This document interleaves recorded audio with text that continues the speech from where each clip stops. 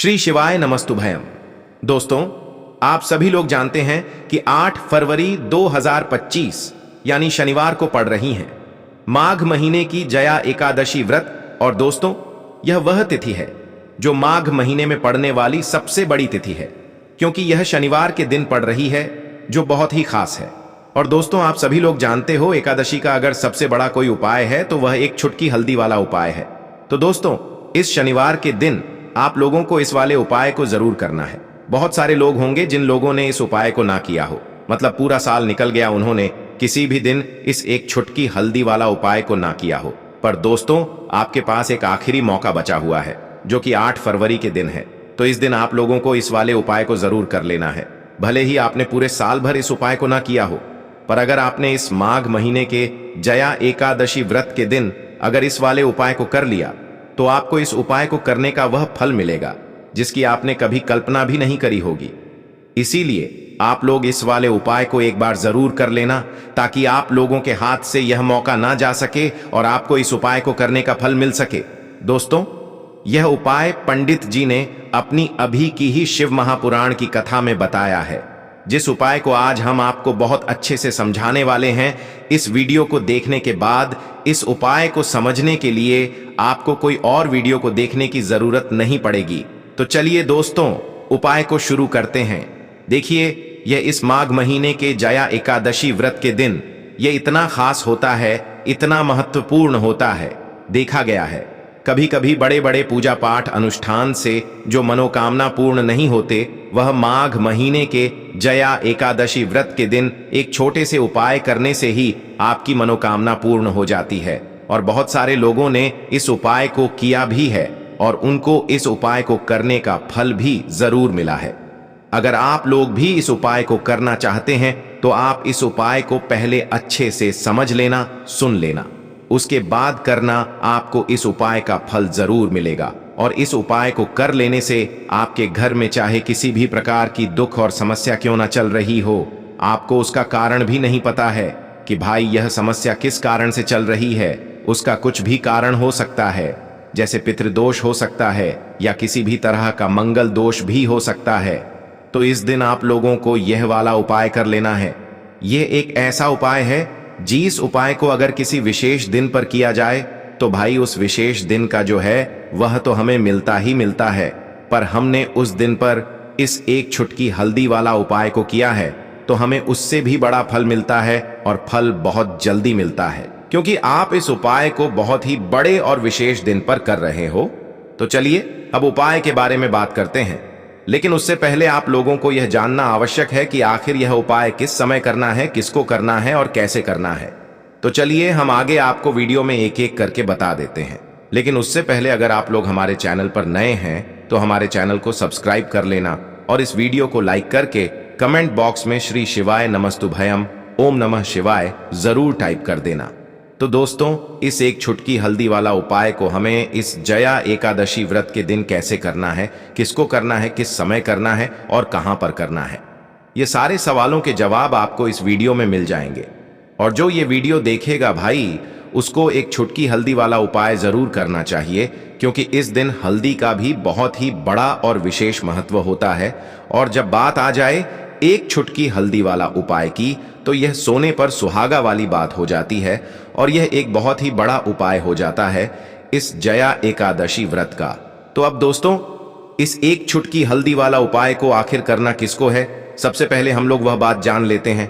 तो देखो, घर की जो बड़ी माताएं बहनें होती हैं, उन माताओं बहनों में से कोई भी एक बड़ी माता बहन इस वाले उपाय को कर सकती है।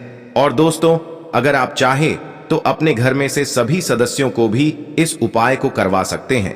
अगर किसी व्यक्ति की खुद की कोई मनोकामना है, खुद की कोई दुख और परेशानी है जो कि वह अपने लिए ही करना चाहता है, इस वाले उपाय को तो वह खुद अपने लिए भी कर सकता है। बाकी अगर कोई घर में से ऐसा है जो कि अपने पूरे घर परिवार की सुख और शांति के लिए यह वाला उपाय करना चाहता है, तो भाई वह भी कर सकता है, उसमें भी कोई दिक्कत वाली बात नहीं है। कहने का मतलब यह है कि इस उपाय को हर एक सदस्य भी कर सकता है, और पूरे घर परिवार के सदस्य के लिए घर की बड़ी माताओं बहनों में से कोई एक माता बहन भी कर सकती है। माताएं बहनें अगर घर में उपस्थित ना हो या वह यह वाला उपाय ना कर पा रही हो, तो फिर घर का कोई बड़ा सदस्य भी इस एक छुटकी हल्दी वाला उपाय को कर सकता है, चाहे फिर वह पुरुष ही क्यों ना हो। उसमें कोई भी दिक्कत वाली बात नहीं है। उसके बाद में दोस्तों जो अगला प्रश्न निकल कर आता है वह यह आता है इस उपाय को लेकर कि आखिर इस उपाय को हमें किस समय करना है, सुबह के समय करना है कि शाम के समय करना है। तो देखो, इस वाले उपाय को आप लोग सुबह के समय भी कर सकते हो और शाम के समय प्रदोष काल में भी कर सकते हो। अब अगर आप पूछो कि भाई साहब सबसे उत्तम समय कौन सा रहेगा इस एक छुटकी हल्दी वाला उपाय को करने का, तो हम आपसे बस यही कहेंगे कि इस उपाय को आप सुबह के समय करेंगे तो ज्यादा बेहतर होगा। बाकी अगर शाम के समय भी करेंगे तो भी अच्छा होगा, उसमें कोई भी दिक्कत वाली बात नहीं है। तो अब दोस्तों जो अगली सबसे बड़ी और महत्वपूर्ण बात आती है वह यह आती है कि सुबह अगर हम उपाय को करेंगे तो हमें कितने बजे से लेकर कितने बजे तक के बीच में करना है, और शाम के समय प्रदोष काल में करेंगे तो हमें कितने बजे से लेकर कितने बजे के बीच में करना है। तो देख, सुबह जितनी जल्दी हो सके आप उपाय को करने की कोशिश करना। बाकी अगर किसी कारणवश लेट भी हो जाओ, थोड़ी देर भी हो जाए, तो 10 या 11 बजे तक भी आप उपाय कर लेना, पर 12 बजे से ज्यादा देरी ना हो, ठीक है? इस बात का ध्यान रखना। उसके बाद में दोस्तों अगर शाम के समय प्रदोष काल की बात करें, प्रदोष काल का जो समय होता है वह शाम के 6 बजे से शुरू हो जाता है। मतलब शाम के 6 बजे से लेकर 7 बजे के बीच का जो समय होता है यह समय प्रदोष काल का समय होता है। इस उपाय को 7 या 8 बजे के बीच में भी कर सकते हो। मतलब शाम के 6 बजे से रात 8 बजे के बीच में आप कभी भी इस वाले उपाय को कर सकते हो, उसमें कोई भी दिक्कत वाली बात नहीं है। परंतु जया एकादशी व्रत के दिन कोशिश करना कि समय के अंतर्गत ही कर लो। किसी कारणवश ना कर पाओ तो थोड़ा देरी से भी कर सकते हो, आपको उपाय का फल जरूर मिलेगा। देखिए, आज के इस पूरे ही वीडियो में हम आपको 3 महा उपाय बताने वाले हैं जो कि आपको इस माघ मास की विशेष जया एकादशी व्रत पर ही करने हैं।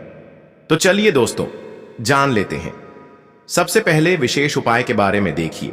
यह जो उपाय है विशेषकर वृथिनी स्वधा वाला उपाय है जो कि आपको इस जया एकादशी व्रत पर ही करना है। देखिए, यदि आपकी जीवन से जो दुख हैं वह खत्म होने का नाम ही नहीं ले रहे हैं, एक के बाद एक दुख आपके जीवन में आते ही रहते हैं, जीवन में हमेशा कोई ना कोई समस्या बनी रहती है, चाहे किसी भी प्रकार की समस्या हो या फिर किसी भी प्रकार की मनोकामना हो जो अभी तक परिपूर्ण नहीं हो पाई है, तो आपको इस विशेष जया एकादशी व्रत पर यह उपाय करना है। देखिए दोस्तों, इस उपाय को करने के लिए सबसे पहले तो आपको मात्र एक लूटा शुद्ध जल लेना होगा तांबे के पात्र के अंदर। अब इसी के साथ में आपको एक गोल बाती का मिट्टी का दीपक तैयार करना होगा जिसमें आपको गौ माता के शुद्ध घी का ही प्रयोग करना है। अब देखिए दोस्तों, इस एक लोटे जल को और गोल बाती वाले दीपक को सीधे लेकर के आपको पहुंच जाना है भगवान शिव के मंदिर में। देखिए दोस्तों, आपके पास जो जल का पात्र है इसे आपको सबसे पहले तो धीरे धीरे भगवान शिव के शिवलिंग पर ही अर्पित कर देना होगा। श्री शिवाय नमस्तुभयम इस मंत्र का जाप करते हुए ध्यान रखें, जब भी आप यह जल अर्पित करेंगे तो आपको लगातार हरि हर महादेव का ही स्मरण करते रहना है।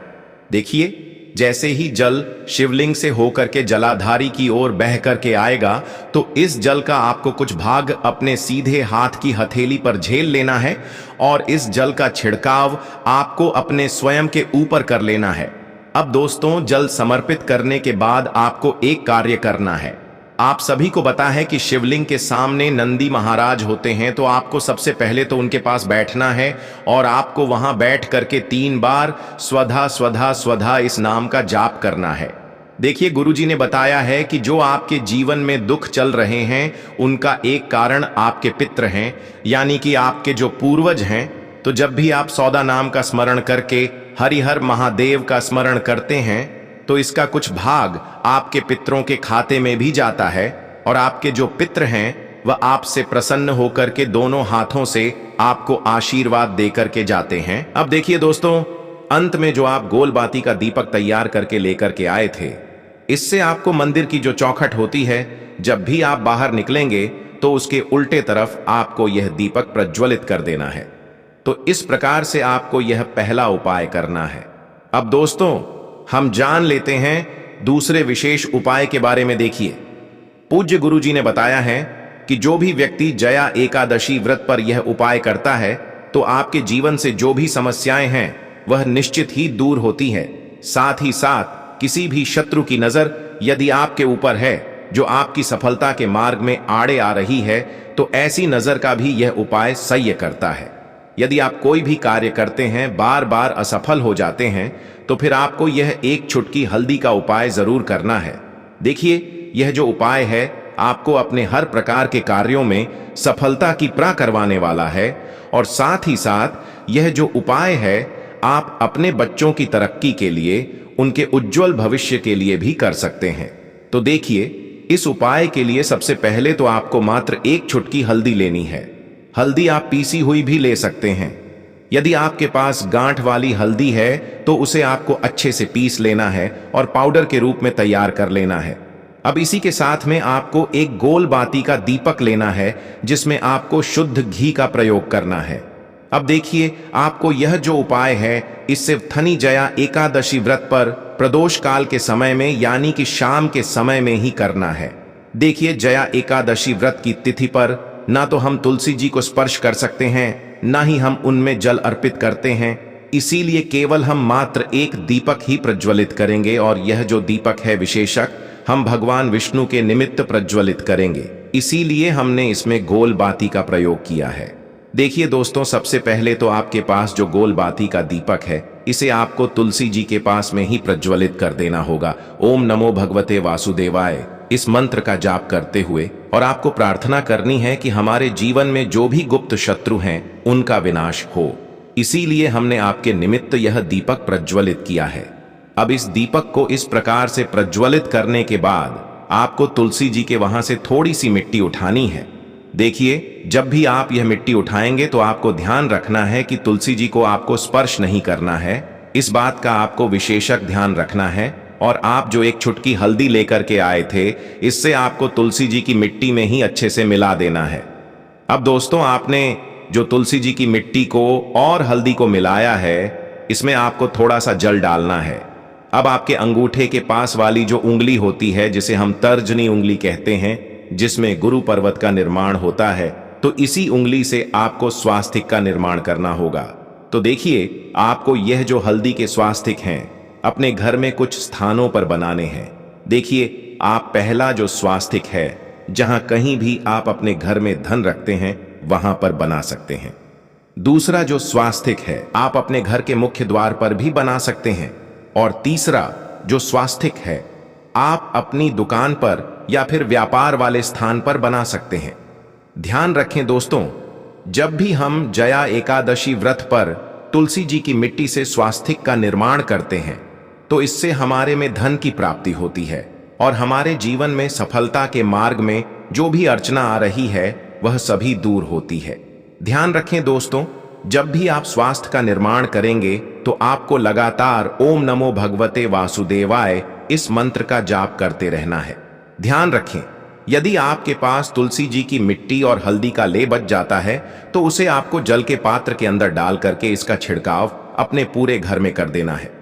तो इस प्रकार से आपको यह दूसरा उपाय करना है इस वरुथ नहीं जया एकादशी व्रत पर। अब दोस्तों, हम जानते हैं तीसरे विशेष उपाय के बारे में। देखिए, यदि आपको किसी भी कारणवश यदि धन की प्राप्ति नहीं हो पा रही, आप मेहनत बहुत अधिक करते हैं लेकिन आपको धन की प्राप्ति नहीं हो पा रही है, घर में वैभव नहीं आ पा रहा है, परिवार में मान सम्मान की वृद्धि के लिए, ताकि आपके परिवार का नाम रोशन हो, तो आपको यह सुंदर सा उपाय इस एकादशी पर जरूर करना है।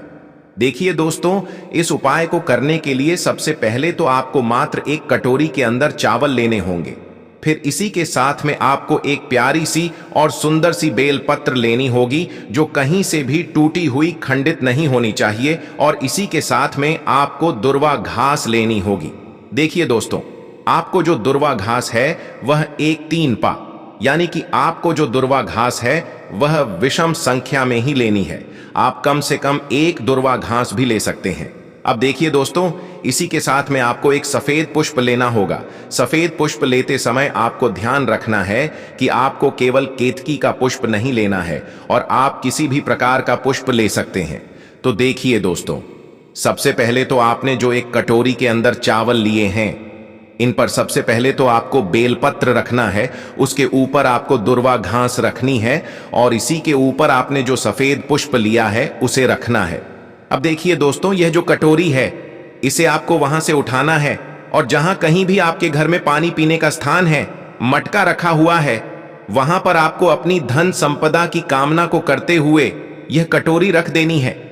पूज्य गुरु जी ने बताया है, यदि आपके वहां पर आरओ लगा हुआ है तो आप आरओ के पास में भी यह चावल की कटोरी रख सकते हैं और इसी कटोरी के पास में आपको एक मिट्टी का गोल बाती का दीपक भी प्रज्वलित कर देना है, जिसमें आपको शुद्ध घी का ही प्रयोग करना होगा।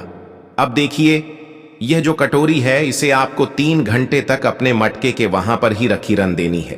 3 घंटे के बाद आपको यह कटोरी वहां से उठानी है और इसी के साथ में आपको एक तांबे के पात्र के अंदर शुद्ध जल लेना है और इन दोनों को लेकर के आपको पहुंच जाना होगा। भगवान शिव के मंदिर में देखिए, सबसे पहले तो आपके पास जो एक लोटा शुद्ध जल है इसे आपको धीरे धीरे भगवान शिव के शिवलिंग पर ही अर्पित कर देना होगा, श्री शिवाय नमस्तुभयम इस मंत्र का जाप करते हुए। अब देखिए दोस्तों, आप जो चावल की कटोरी के अंदर एक बेलपत्र, एक दुर्वा घास और एक सफेद पुष्प लेकर के आए थे, इन्हें आपको भगवान शिव के शिवलिंग पर सबसे पहले तो अर्पित करना है। देखिए, आपको सबसे पहले बेलपत्री अर्पित करनी है। बेलपत्र की चिकनी साइड शिवलिंग से स्पर्श रहेगी, डंडी वाला भाग जलाधारी की ओर रहेगा। इसके बाद आपको एक दुर्वा घास को अर्पित करनी है और इसके बाद आपको एक सफेद पुष्प को अर्पित करना है। अब देखिए दोस्तों, ये जो चावल की कटोरी है इसे आपको अपने घर लेकर के आ जानी है और यदि आपके घर पर पक्षी आते हैं तो पक्षियों के लिए आपको ये चावल के दाने डाल देने हैं, या फिर आपके घर के आसपास जहां कभी पक्षी आते हैं वहां पर आपको उनके लिए चावल के दाने डाल देने हैं।